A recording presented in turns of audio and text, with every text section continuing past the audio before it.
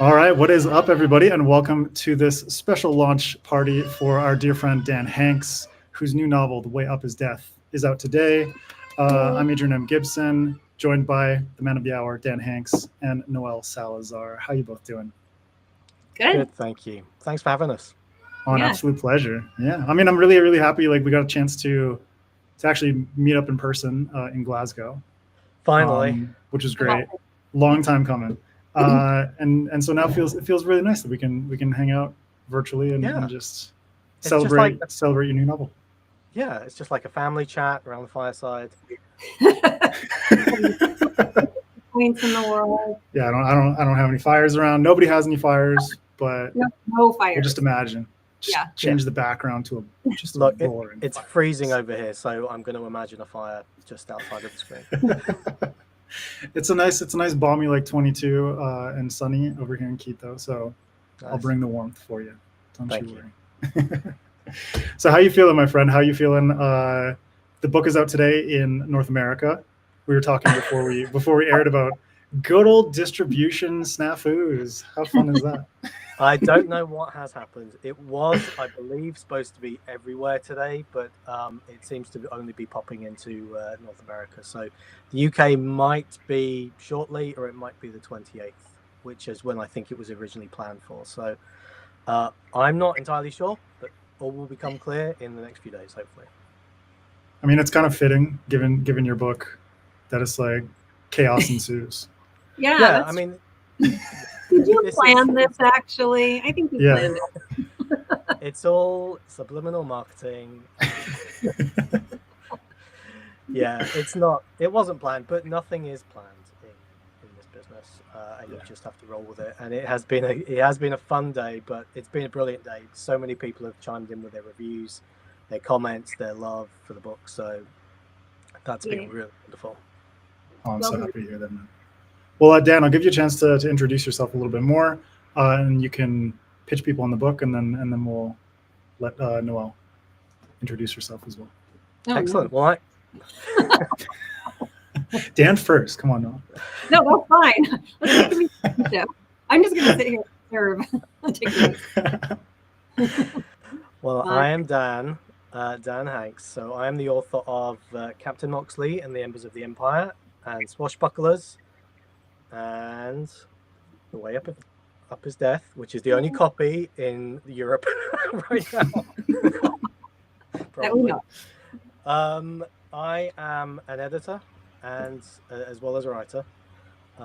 So I live in the Peak District in the UK, in England, where it is currently very, very cold. But that's okay because I don't mind that. I get to dress up in nice warm jumpers and pretend there's a fire nearby.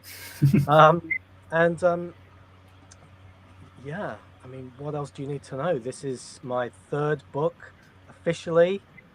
That's a long story. There is another book floating out there that I have ghostwritten, but I can't really talk much about that. But yeah, so this is my third book. It's mostly out today, and it's about, very briefly, a tower appears over the skies of the Peak District in England, and how do people react to that generally, and then 13 strangers are beamed aboard and have to climb it, and chaos ensues, very much like publishing. It's a metaphor for publishing is what it is. It's a metaphor for various aspects of life, not just publishing. So, there's a lot to relate to. It is just a metaphor for life. Yeah. The way up is always death. Get real bleak here at the beginning. We're done. Yeah. But it's a fantastic book. I had the chance to read it back in August, and a while ago, fantastic book. Thank you. Yeah. I mean, anyone who listens to SFF Addicts podcast knows that was like in my top 5 reads of the year, and just had a great time with it. So. You're very happy. Yeah. Thank you. Awesome. I got to read it while it was being created, so I'm excited to read it and see what changed and what I missed out on. So that'll be really fun. Yeah, I'm Noelle Salazar. I'm also an author. I am out of my depth here with you guys. I do not write like you do with these fantastical worlds. My worlds are set very much on Earth. There's no floating anything. But I write historical fiction. My latest, I have that here as well, is The Lies We Leave Behind. I mostly write, so far, World War II fiction. I have delved into the 1920s, but I enjoy getting to tell bits of history through fictional characters and teaching people without them knowing that I'm teaching them things. So, and I would say that, I mean, for Dan and I, we can probably agree that writing historical fiction is even more terrifying than what we do. I don't think that is true, and that is because like I research things that are there, like I can find them, and you guys are just like, I don't know. I read. Yeah, but that terrifies me more to research things that actually happened as opposed to coming up with stuff. I will say that the terrifying part is the readers, because even though they are usually like they're lovely, but they will, email you and point out what you got wrong, or maybe you decided to like alter a little to like serve the story. So they like to tell you. I have a boo-boo page on my website, so like anybody catches something that like I really like, I put a headrest on a Jeep in World War II. They didn't have headrests, so people like to tell me that. So then I just put it on the page, and I'll give you credit for any, but don't go looking for them. Okay, just don't. Like, that wasn't. But truly, like when I read sci-fi, fantasy, horror, like to me, that's just a skill that I do not possess, and I just find it incredible how you keep it all together. You make it make sense. You understand it. So many times I've read, something in the genre, and I just get completely lost or pulled out because it's like my brain just doesn't go there. There's like a wall. So I find what you guys do just amazing. Yeah, but I'm gonna step in here and say that Adrian is up here because it's taken me ages to get the space to start reading your book, but I've already learned so much. I make stuff up on the spot. If I have a problem, I solve it with I pull crap from the air. Clearly that is not what you both do. So no, I'm in awe. Well, like no. your nerdiness for history, I guess like mine comes through with mushrooms. So well, it's on my list now. Now I'm gonna have to be schooled in other ways, apparently, and fungi. And disgusted and horrified. I mean, that's fine. It's funny, like I never really read much in that genre, but I watched movies and TV shows in the genre. Right. So I don't know why it's always seemed like more daunting on the page. But that seems like a pretty common thing, though. My wife is in a similar boat where she'll read like nonfiction, but when it comes to science fiction and fantasy and stuff like that, like I can clearly say you like science fiction and fantasy because you watch a shit ton of movies and TV shows and whatever, or there are people who consume a lot of SFF through video games as well. So there's this weird thing of like broader pop culture osmosis, but then like for some reason books seem a little bit more daunting to certain audiences, which for me is just like, that just boggles my mind. But can we get into that? Because that's something that has been on my mind. Over in the UK, our science fiction fantasy sections in our big chain stores are quite small. They're quite limited. That's not uncommon in every chain. Like I think in the US it's sometimes it's pretty similar. I mean, all the Barnes and Nobles I visited are just beyond brilliant, and I've always we went maybe a year after Swashbucklers came out, and I was still finding it in so many Barnes and Nobles in the States. Over here, it's sort of everything's squished in a bit. It's the big hitters and a few sort of debuts and whatnot. But I was thinking, we do in this country consume a lot of science fiction and fantasy, and we create things too, like Doctor Who. We have these big conventions, and I just thought, it's really interesting you've raised that, because I thought, why doesn't that translate from what we consume on the screen to what we read? Or at least it doesn't seem to in the the breadth of the book offerings that we have in store. And the UK is a really strange example because it's like, I would say the cultural history with this kind of stuff goes farther back, way farther back than North America. It's like you look at like Doctor Who alone. When did that start? Like the 1960s?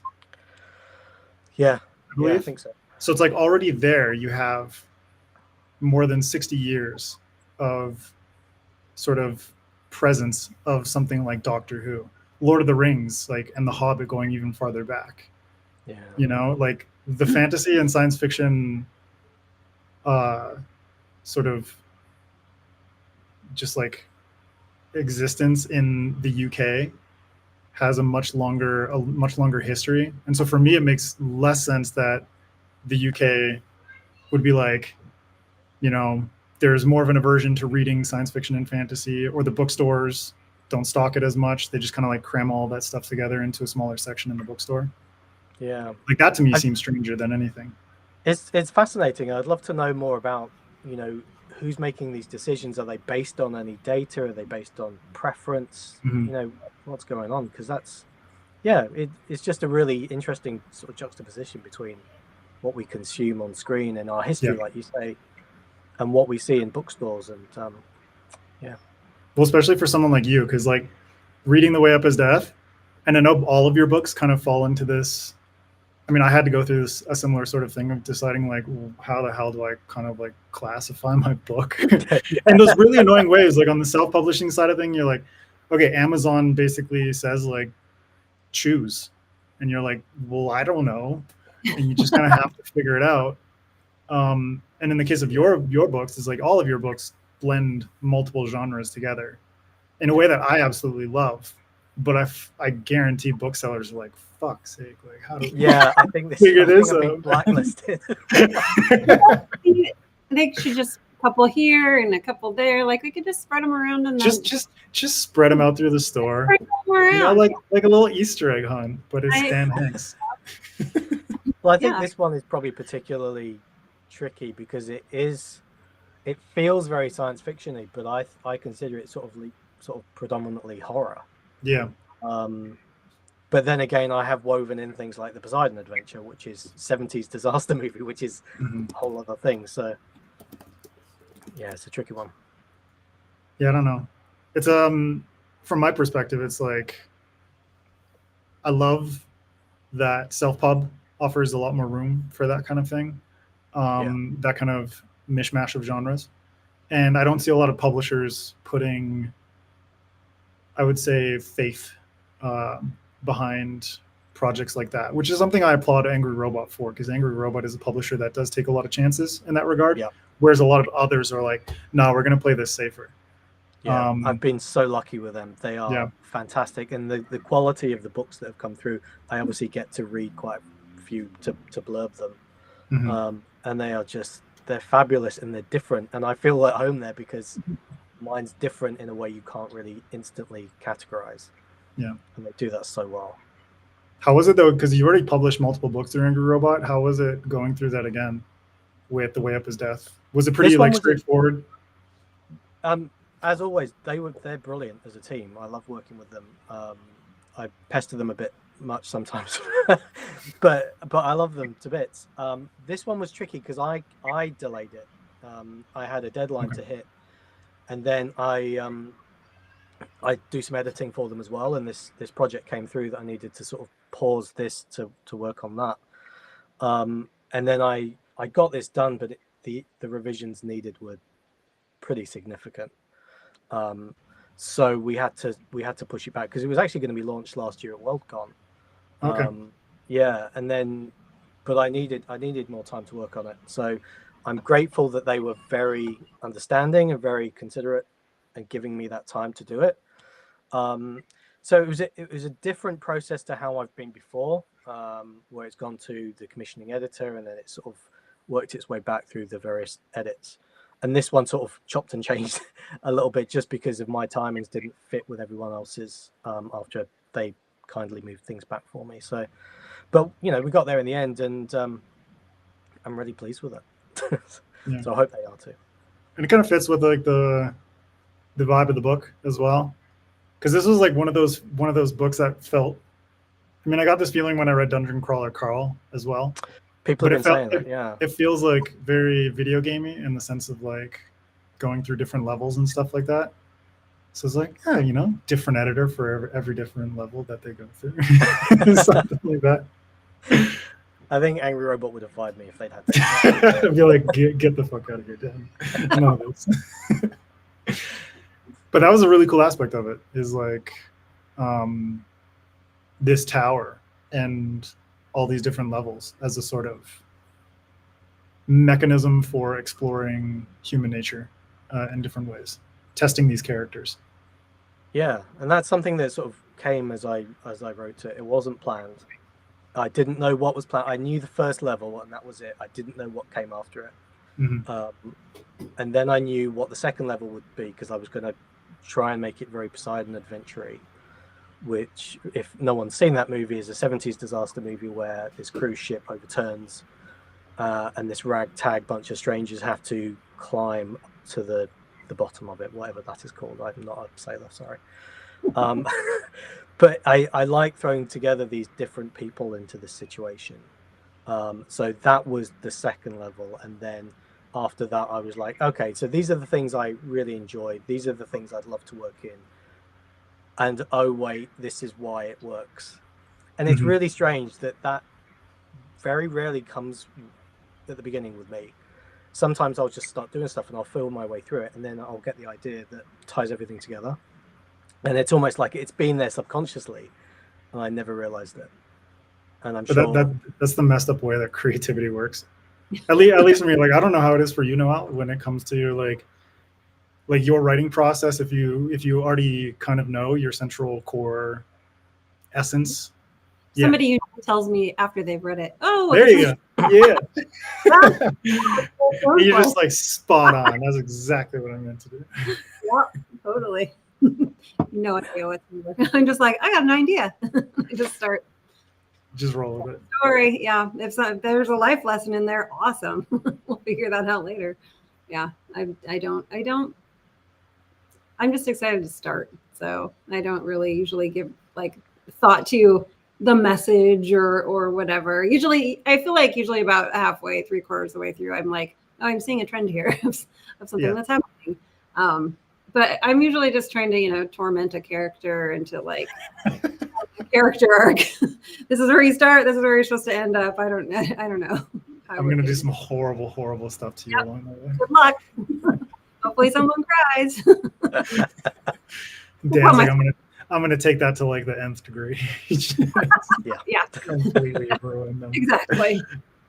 Yeah, I think for me, it's like it's not necessarily like I have a theme or anything, but for each character, as I feel my way along, like eventually I come to kind of like an emotional core for that particular character. Yeah. Not necessarily like this is the lesson I want this character to impart or anything like that, but something that feels like this is an essential encapsulation of this character and the particular journey that they're going to go on in this story.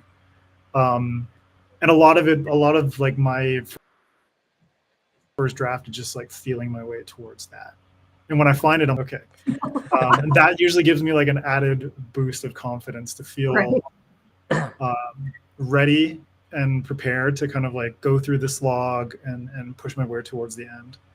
Like those beautiful middles that we all love so much. I'm like, yeah, if I feel that sense of emotional kind of core by that point, I'm like, cool, we got this.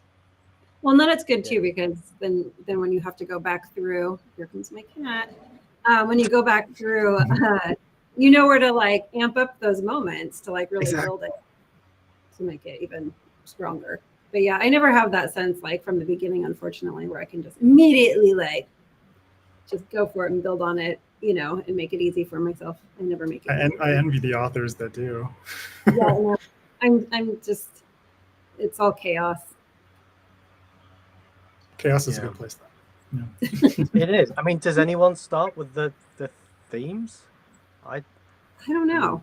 Probably I don't necessarily know about themes, but like one of my co-hosts, MJ Kuhn, she she doesn't necessarily like boil down the themes or anything like that, but she's very, very much a planner and has a clear outline and creates spreadsheets and stuff for her characters. Oh, wow. And so she does a lot of prep work ahead of time to understand her character and kind of flesh out a broader sense of who that person is. Whereas for me, I'm kind of like, I have like a vague idea, and then a lot of how I feel that character is taking shape is actually through the writing process. Yeah, absolutely. Yeah, I'm the same, but I would love to be the other way. I would love to be able to plan from the beginning. I know. I aspire to be so much more organized in how I write and start a book. Oh my gosh, my cat just jumped on the board.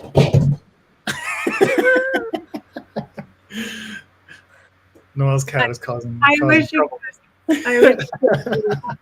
I have these blinds. I have a big window back there, and there's these blinds that you go up or down. And I don't know what she's just on the top, like it's only like that wide. And then she's like hanging on for dear life, and somehow managed to launch herself back off of it. But that was it. That was exciting. That's your like Cirque du Soleil moment for today. She's not even one yet. She's not even 1 year old. That's the first time she's done rambunctious. That's a rambunctious age. Yeah. So sorry. Anyways. It's all good. Dan, how has it been for you as an editor to feel like kind of you understand your own process just from writing? And I've found myself starting to understand other people's processes through beta reading and things like that, and just reading in general to kind of like you start to pick up on aspects of writing craft just through reading as well. But editing, I feel like, is a whole different ball game. I talked to my friend Ed Crocker about it. And editing just sounds like, to me, it is very much a particular skill set. But also like putting yourself into the mind of that particular author and like what they're trying to create. Not like bastardize it, but try to like help them. How has editing been for you? It's been really good, and I've reached a place where it's really fulfilling. It did start off quite draining because I was taking on someone else's characters and plot and everything that went with that, and I was trying to boil it all down in my head when I struggle with my own stuff. Mm-hmm. But yeah, years of consuming TV shows and movies gave me an innate sense of what story feels like. And I was saying this, I was on a panel the other day, and I couldn't teach this. I can't teach, I wouldn't be able to teach how to write because I can't articulate it. I can't take something from scratch and say, this is what I think you should do. I feel my way through things. And with editing, it's really started out like that. I knew story. I knew where something wasn't working. I knew how I might fix it, but it had to be there on the page, which is why I prefer when I'm doing my process. The first draft can be quite tricky for me, but I quite enjoy drafts maybe 2, 3, 4, and hopefully no more than that. But I layer stuff on as I go, and then like by draft 3, I'm like, okay, so this is where this character needs to do this for this reason, and that theme works here, and then we can add a scene in there. And so, you know, doing this with other people's books, and I did a fantastic course.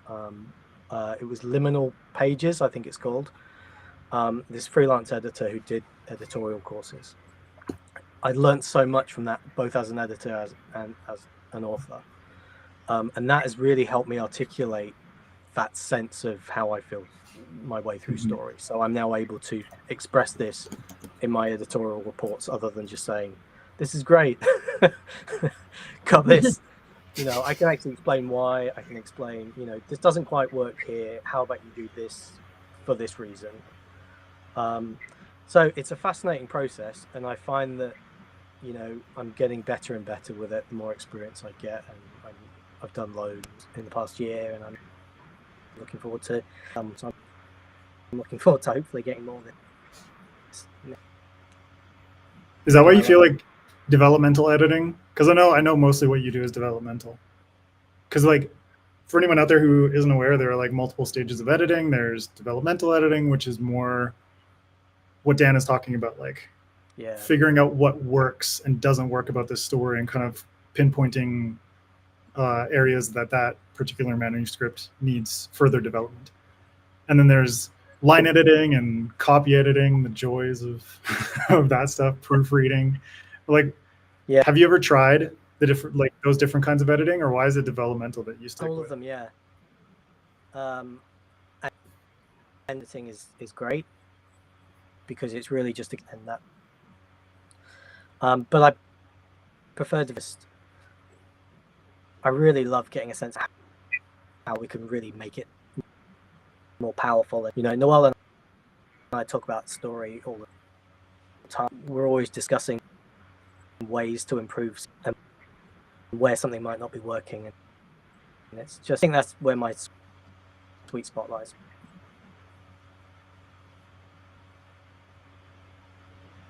I think Dan froze. Did he freeze for you, Noelle? He did freeze for me too. Yeah. See? It's all good. Okay. We can see you now. You're all good. Like I just want to highlight this. Zero Zaku 1, thanks for sharing your writing processes.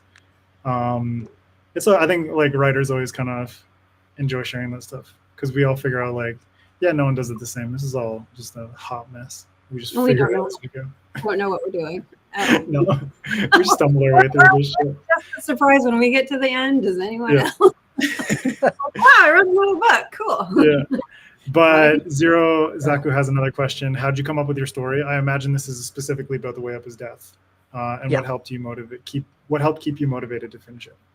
Yeah. Okay. Well, it's very similar to I saw an image of it was on this digital painting of this.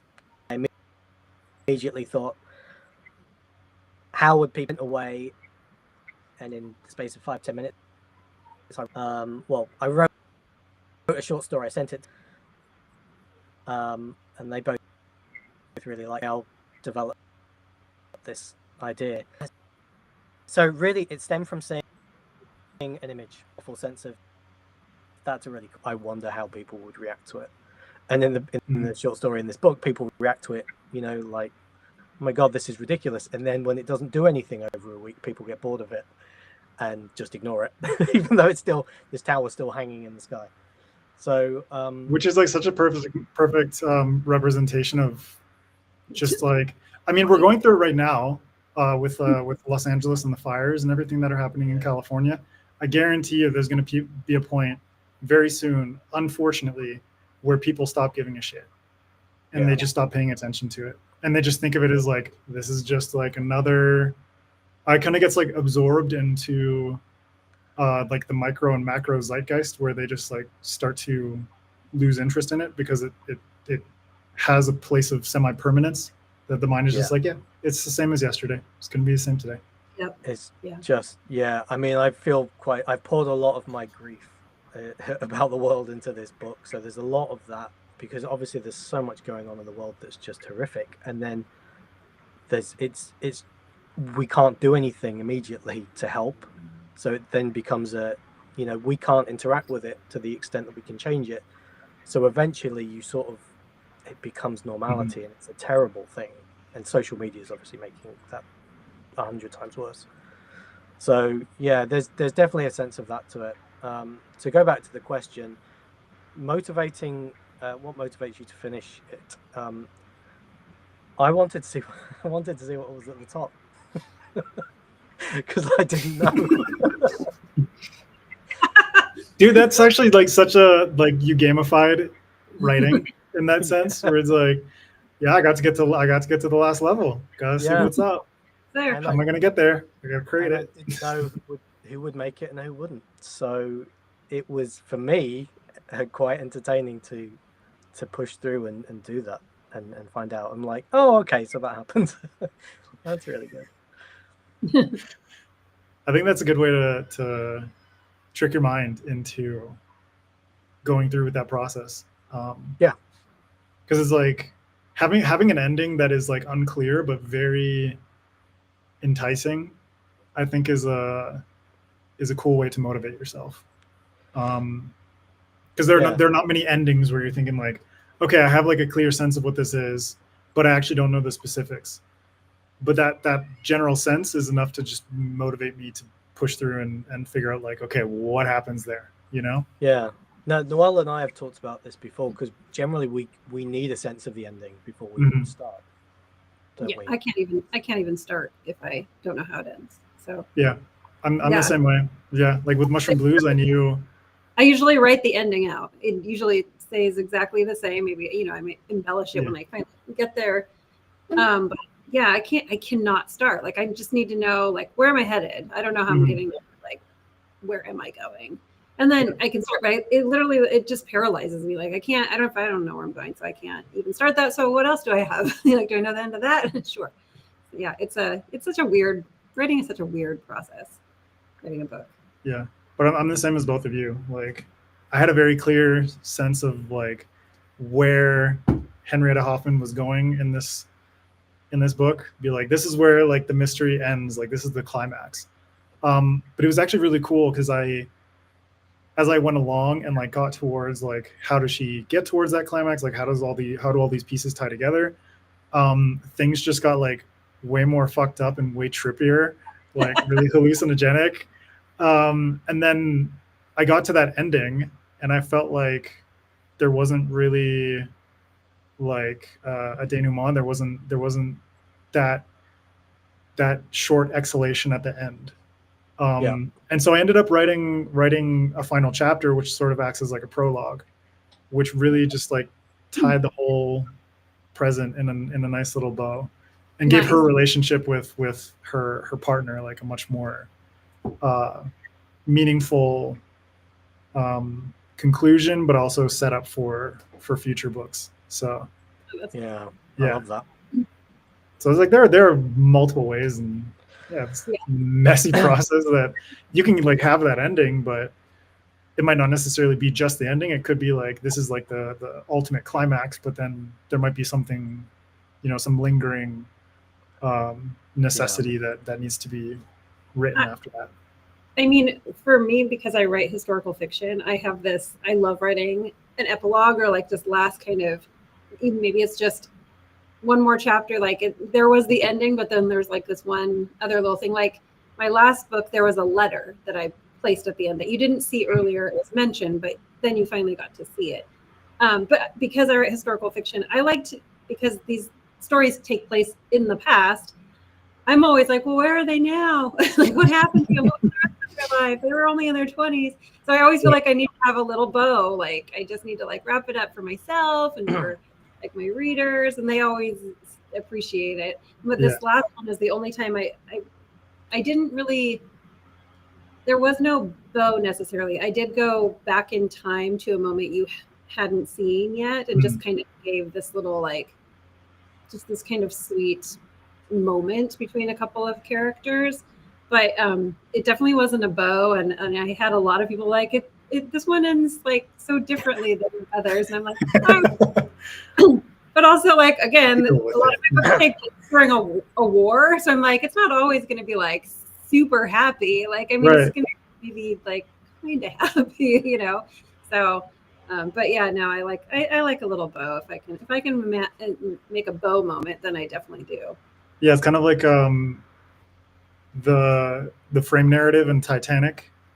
Yeah. Where it's like Rose when she's an old woman. Yeah, and you kind of have that like that recontextualization at the end. That little bookend. Yeah, that's how I did. That's how I did my last book. In fact, when initially it didn't have that at all. It was just it took place in the past, and that was it. And then I had gotten a new editor, and she was like, I was thinking it would be good if there was like this like present day storyline. And I'm like, sure. Let me just go create that. And so we were throwing ideas around, and she said something about a label. So the story is about a fashion designer. But she said something about a label, and I instantly could just see it. I knew what happened because I could like it plays out like a movie in my mind, right? But then I was like, well, I don't want it to be dual timeline where you're just going back and forth because that kind of drives me crazy. And one of my favorite movies is A League of Their Own, and that's how they do that movie. It's like bookended, so you see them like present day, and then you go back in time and then you see them at the end. So I literally like rip them off, like, because in the end they go to this museum and then you see all these things in a league of their own. And so in my book, they go through kind of this museum of her work, basically.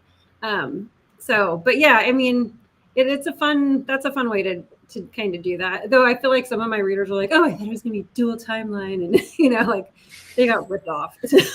Sorry. No, that's the frustrating thing is like, how do you, especially like in both of your cases, like I only have one book out, so there's only one example of like, this is the benchmark for your expectations when it comes to my work.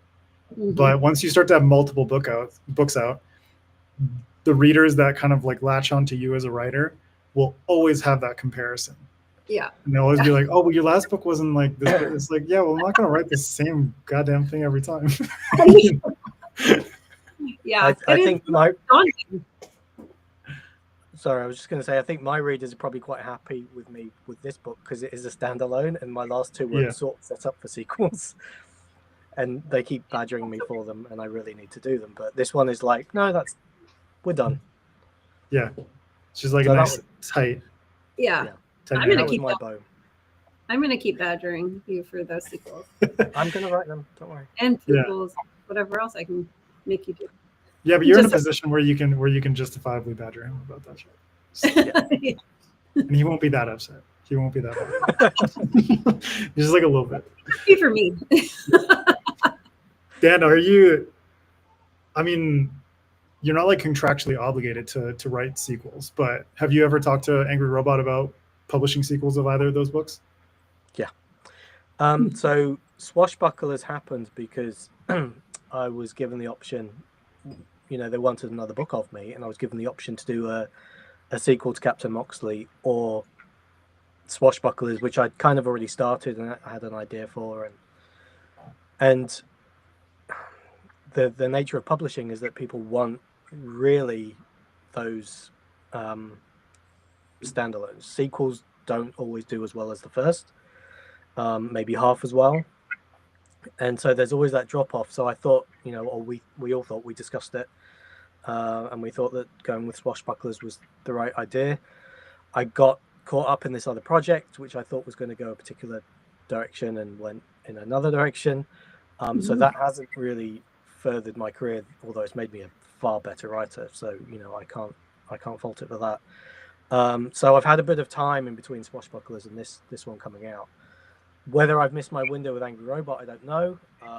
If this is a worldwide bestseller, if you can ever find it in a bookstore, then I'm just getting these little digs in. It's fine. Then, yeah, I mean, sure, you never know. That's the thing. But I will write these books and I will get them out regardless, because I wrote those stories with more to tell, and those characters deserve an ending, and the readers who supported those books deserve an ending. So I absolutely will. I've both of them have half written sequels. Okay. I will confirm that now. I just haven't got round to finishing them. So I will. That's my plan this year, to get at least one of them done and somehow get it out in the world. I mean, would you consider going hybrid? Yeah. Oh, if it came down to it. Oh, dude, I'm so happy to hear that. Because like, yeah, I think talking to I've talked to Stephen Orion about it a lot since who's just gone hybrid. Yeah, he just released his self-pub debut back in October, and I don't know. I just like at this point, like I feel, I don't know. I'm on the self-pub side, so I'm just like, yeah, come over here, just like a shady drug dealer, be like, it's better than me. But that's the thing, though, right? Because you are in control, and as much as I laugh and joke about what's happened today, it's a tiny bit frustrating when I've done everything I can control, and then something like this happens, and you can't do anything about it, and that's life. And I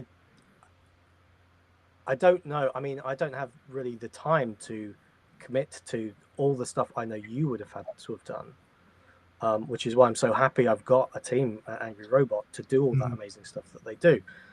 But I have thought about it, and if it comes to it in the future, I would absolutely jump at the chance to do that, and I will be picking your brains for how I go about doing that. I'll happily help. I don't know. Yeah, but the thing is, like, at this point, because like I'm basically preparing all the stuff that I'm gonna release in 2025 and mapping out what I'm going to do with that. Yeah. But I realized, like, all the things that I did for Mushroom Blues in order to get that book out into the world and promote it, all that stuff, I'm never going to do it to that scale ever again. So I feel like in the self-pub world, you can get away with, because I mean, it works in trad pub as well, where it's like every author hopes that their debut is a big success, right? And I feel like I did everything I could to make Mushroom Blues as successful as it could have been as a self-pub debut. And so it's kind of like I front-loaded a lot of the effort that I had to put in as a self-published author. And now I can pinpoint, like, okay, these are the things that don't work. These are the things that I can just toss away and sort of like compress and kind of make my promotional circuit and my marketing plan much more concise and much more focused from now on. Yeah. And so I think like Mushroom Blue was like, I just have to try this and see if it works. And if it doesn't, then whatever. But if it ends up helping in a significant way, then I can try to replicate that for future stuff. And then just get rid of all the detritus that didn't really help that much. Yeah. So we would like the outline of your concise plan for future projects. That's what everyone wants. No, I will happily offer. No, I'll pay for it. No, I'm not going to do that. No, it's like actually what I did for Mushroom Blues that ended up working really well. I helped my friend Ronnie Verdi with his second book, The Doors of Midnight. I put together a book tour for him because his publisher just like didn't really do shit for that book's marketing, which is really frustrating. From an outside perspective, I'm like, just why, like why? So I took everything that really worked for Mushroom Blues and sort of like reconfigured that into a book tour for him. So I think that one is probably a better representation of the stuff that works. And mostly it comes down to like video interviews, podcasts, and when people hear an author talking, like to everyone who is watching right now, hearing Dan talk, hearing Noelle talk, hearing myself talk, that personalizes the book so much more. And the person can actually sell the book so much better than a synopsis can, than like ad copy, than, a banner on like a website or something like that. Yeah, I mean, that's the same for, me as a reader, not just an author. Like when I see when I listen to other authors talk, like I'm invested now in the person too. So it makes me more curious. And now I want to know, like, what's your backlist and like, what else are you working on and who do you recommend? And it just like becomes this whole thing where if it is just a synopsis I'm reading, I'm like, like sounds okay. But then you meet the person behind it or hear them talk or whatever. And it just becomes something different. So yeah, I can see how that would definitely help. Yeah. Yeah. I mean, like ad copy at the end of the day, it's like, it's ad copy and it's probably going to feel quite dry, Yeah. You've already read the same kind of synopsis, just like a few shelves down, so it's like, which one do I choose? But this is the thing that I've struggled with though, because I wanted to be a writer who never talked to anyone. Oh, I was before my first book, just so painfully shy my entire life. And now I say I still am, but I don't even think I can say that anymore because I haven't say that. No. Like my very first event, I wanted to rent a room in this museum to have like a little party. It was a flight museum, and my first book was about female pilots, and it was going to be like $4,000. And I was like, never mind. And then they're like, if you give a public talk, we'll give you the room for free. And I was like, sure. The museum told you that? Yeah. So I did. Well, thank you for giving me that like complete reversal of like, yeah, for sure, I'll do a talk. But I did it, and probably like 100 people showed up, most of which I did not know, and I was like, "What am I doing? This is horrible." Pretty much blacked out. The whole I had cards that I couldn't even like focus on my cards that I had because I was just like so terrified. But there was such a good like lesson. That book was such a good lesson for me, like promoting that book, because I learned how to like make it about the book, not myself. And so that helped. Like, and also the group of women that the book was about was a really special group of women that most people don't even know about still. And so it became like a mission for me to like, oh, I'm like teaching people about these women, which is just incredible. So it just really like shoved me out of my tiny introvert couch hermit corner and like made me into something else. So yeah, I can't even like say that I'm painfully shy anymore. I mean, I still get super nervous. It's a whole thing where I have to really amp myself up a lot of times still, but it's definitely not the same as it used to be. So I'm grateful for that. Yeah, you're like you've shifted into the stage of like extroverted introvert. Yeah, absolutely. Where, like when we were like Worldcon is one of those instances when we were all in Glasgow of like certain, like I could sense the progression in myself day to day where I'm like, cool, day one, I'm fired up. Like, let's fucking go.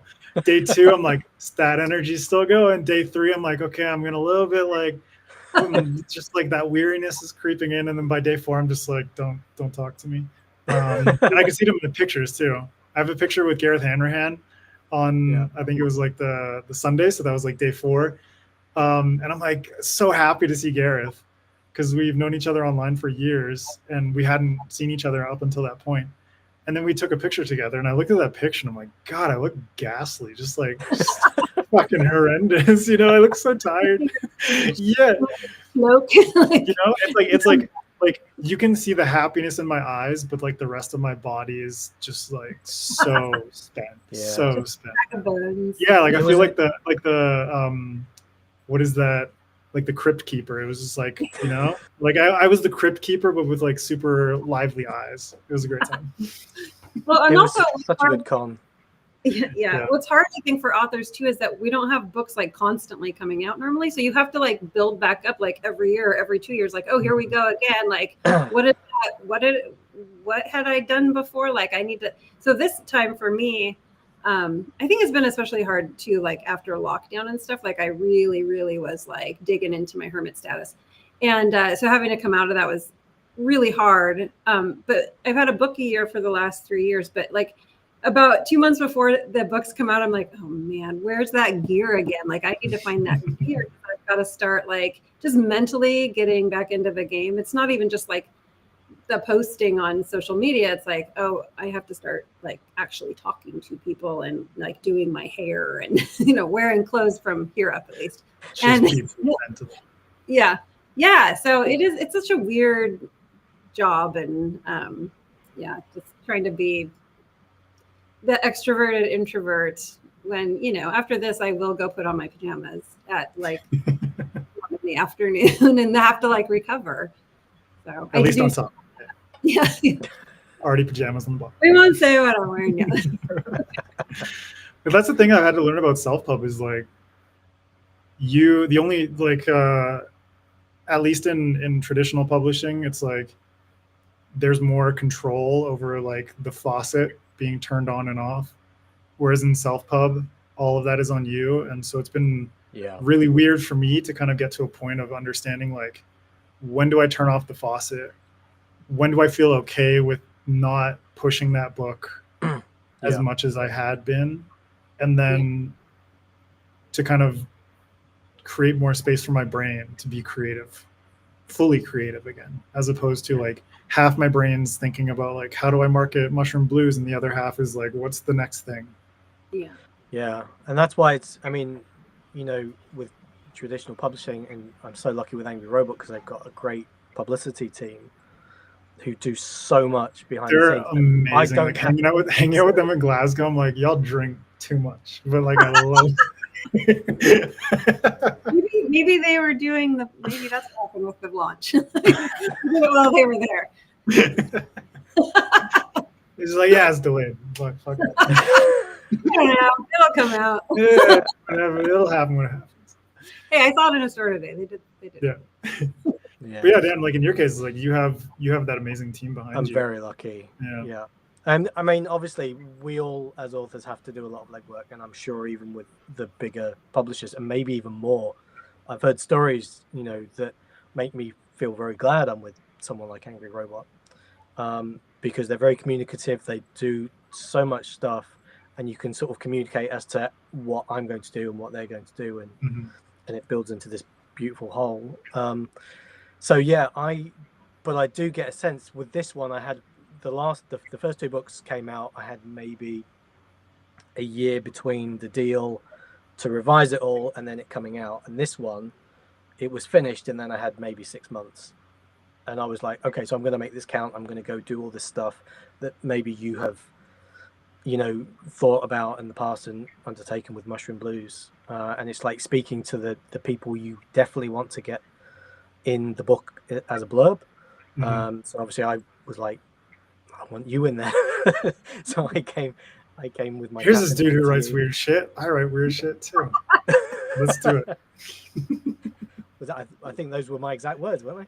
Something about weird was in there for sure. Yeah. But yeah, you're not as foul mouthed as me, but yeah. It gave me a lot of time to be able to do that.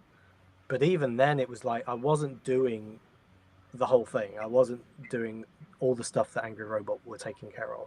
So for you to be able to do all of that and to sort of organize it and process it and make it work so well as you have done, I'm in awe. And so I think it's brilliant. And I think you're going to find more and more people see the success of authors like you, and they're going like, okay, so this hybrid model can work, and it can actually be really, you can utilize your skill set and really make it work on the self-publishing side.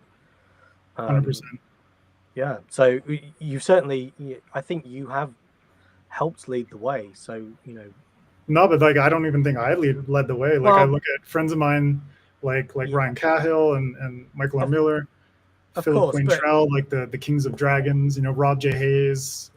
In certain circles, you are leading the way for people who are sort of just finding this and just understanding what's possible. So, I mean, obviously, all those other authors are amazing, and there are so many self-published authors I know who are doing fantastically well.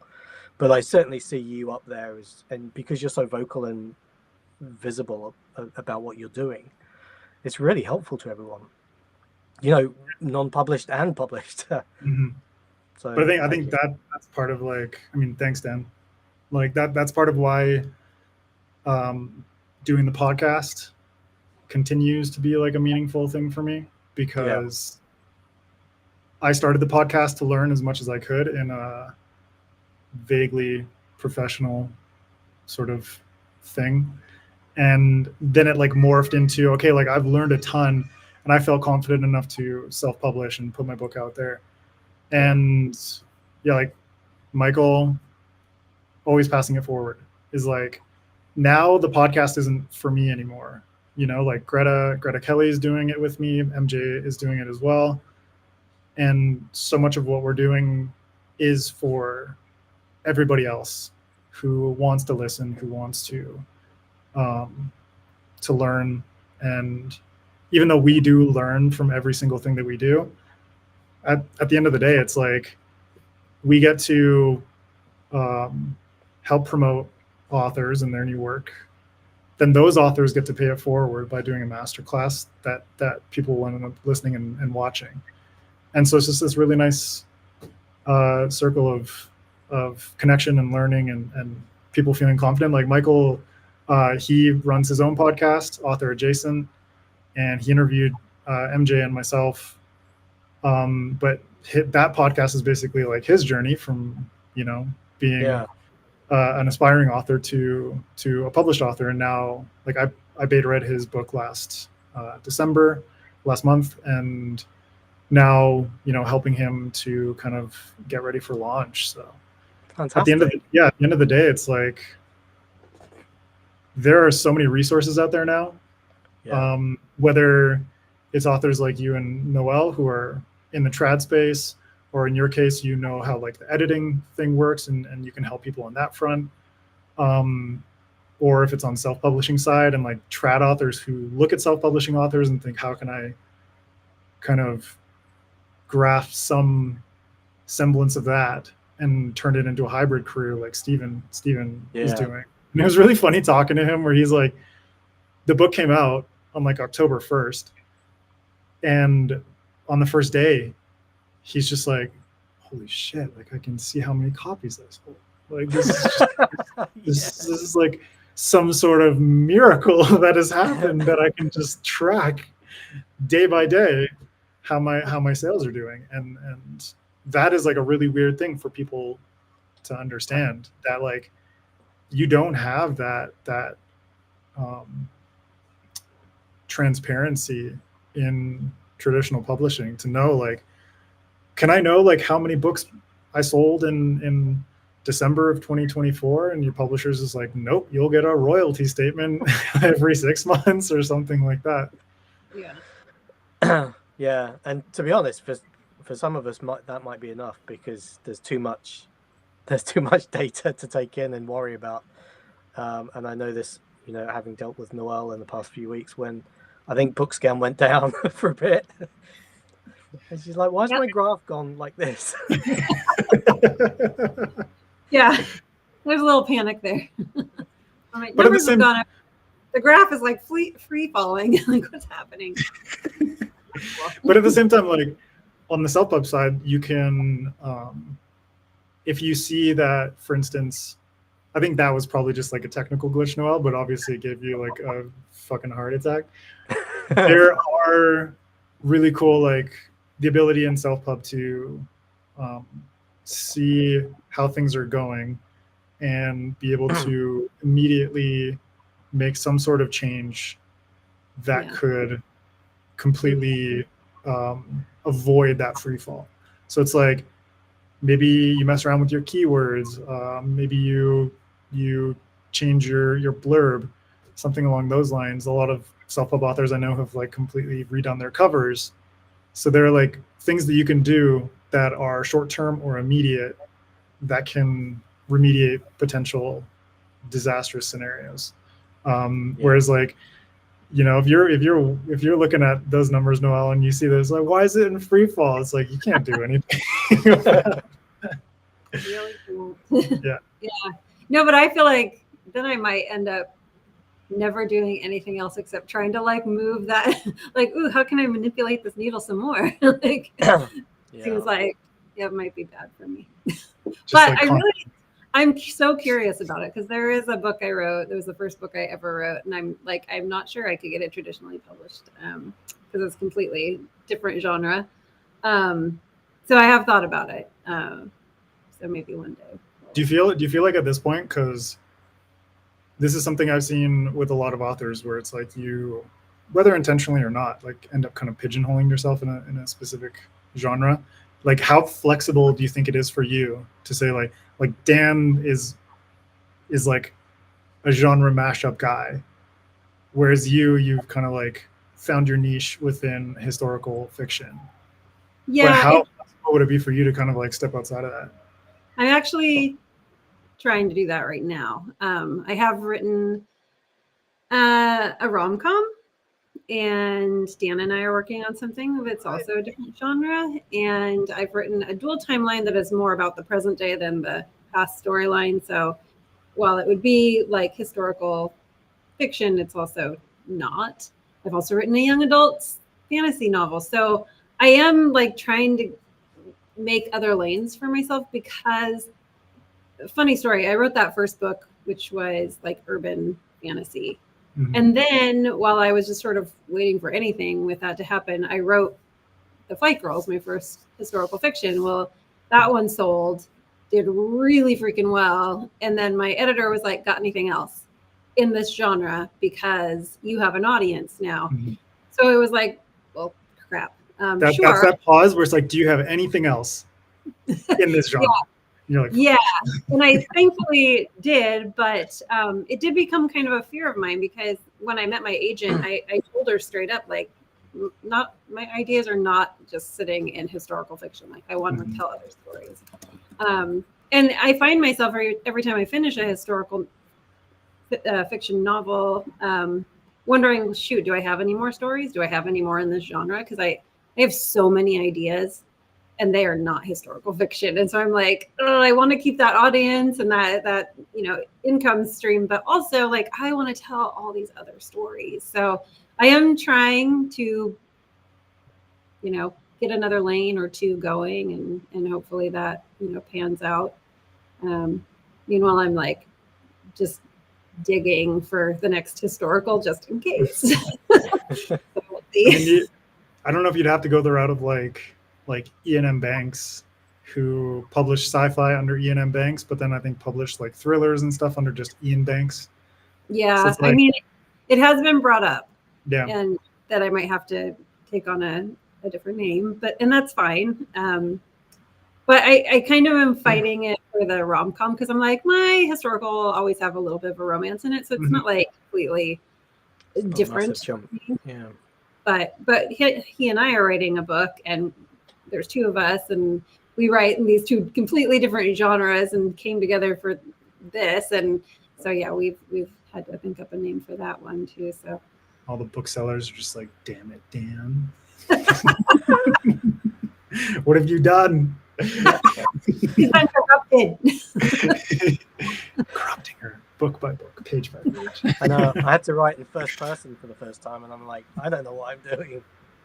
Oh, first person is great, man. I love first person. I'm really enjoying it now, but it was weird at first. Well, yeah, and then he was like, should we write in first or third? And I'm like, he's never done first, and I've never done third. And I'm like, I don't know how to do that.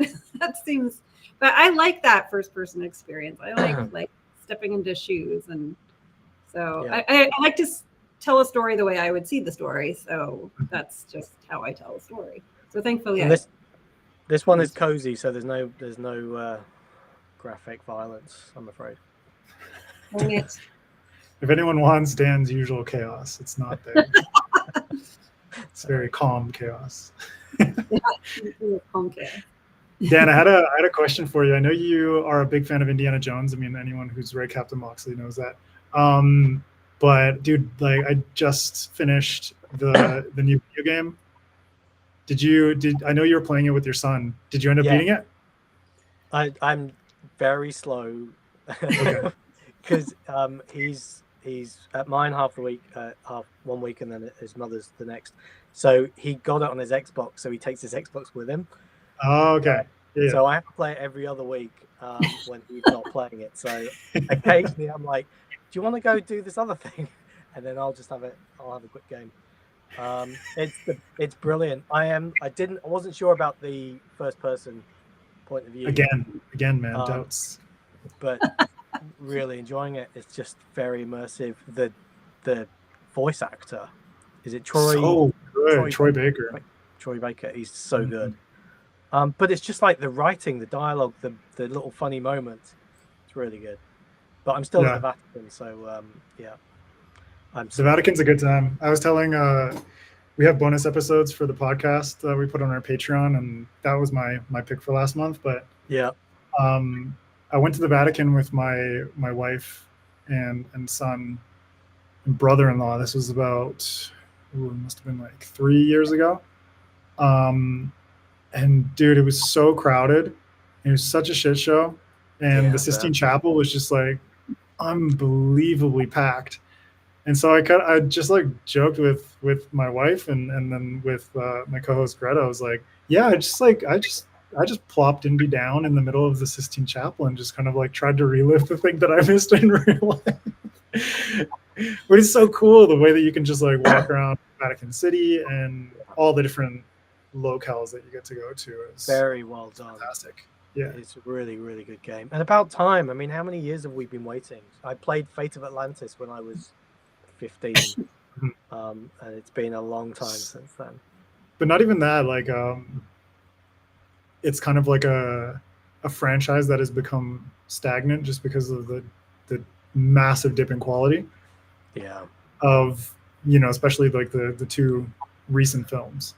But I think it's like, if you can just like make Indiana Jones live in like the video game space for the rest of its existence, that would be perfect. We don't need like 90-year-old Harrison Ford being Gronk. I mean, I enjoyed both. Well, no, actually, that's not. I hated Crystal Skull at the cinema.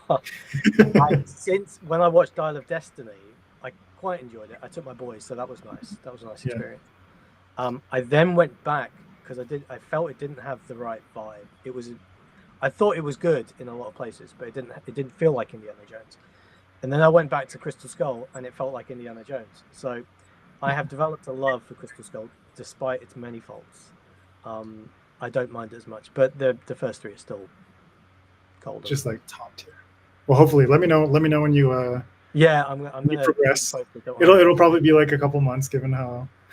I'll probably message you. How do I get past this bit? Yeah. There's so many puzzles, man. But it's like a really fantastic game. Yeah. If anyone loves Indiana Jones, go check out Dan's novel, Captain Moxley. It's fantastic. Or if you love the Goonies too.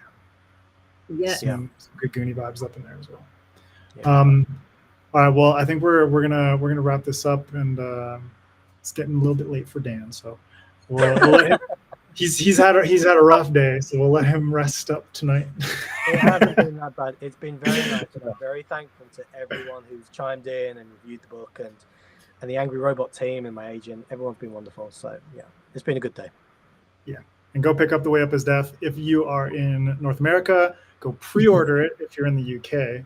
It'll be out in just a couple weeks, so you don't have to wait too long. But it is a fantastic read. Thanks, mate. Just like one of my favorites from last year, which was like really confounding for people. It's like it was my favorite of 2024, but it comes out in 2025, so just deal with it. That's life. Right? That's how this works. Yeah, but I'm really, really happy for you, and I hope this, because this book for me felt like your strongest. Out of the three. And I really hope people pick it up. If you like horror vibes, if you like just weird, mysterious alien towers appearing over England, it's a fantastic time. Yeah, thank you so much, and thanks for having us on. It's been great to chat. And this was fun. Well, I'll let you each give a chance. I'll give you a chance to let people know where they can find you on social media, and then we'll close this out. After you. Noelle, go. I mean, I'm mostly just on Instagram at Noelle __ Salazar, or on Facebook. You can find me, I guess, just under my name, or noellesalazar.com. Fantastic. And Dan? I'm at Dan _Hanks at Instagram. You can find me at Blue Sky, whatever the hell that is. I'm not going to remember that. And probably Threads. You can find me through Instagram, or you can just go to my website at danhanks.com. And go support these beautiful human beings in their work. Dan, just congratulations again, buddy. I'm really happy for you. Thank you, Way Up Is Death, out today in North America, 2 weeks in the UK. So go get yourself a copy. You said it was March in Australia as well? From what I saw, but fingers crossed. Fingers crossed. It probably came out last week. Surprise! It came out in December. But yeah, thank you all so much for watching. Thank you to everyone in the chat, all those who are watching live. If you want to go check out my book, Mushroom Blues, you can go get that in hardcover, paperback, ebook, now out in audiobook with Imogen Church narrating, and it's a fantastic job. And you can go check me out on SFF Addicts podcast, where you can find me just anywhere at Adrian M. Gibson. And yeah, thank you all so much for taking the time to hang out with us. Dan, Noelle, it's been an absolute pleasure. I appreciate it. Thank you so much. Thank you. Bye, everybody. Bye.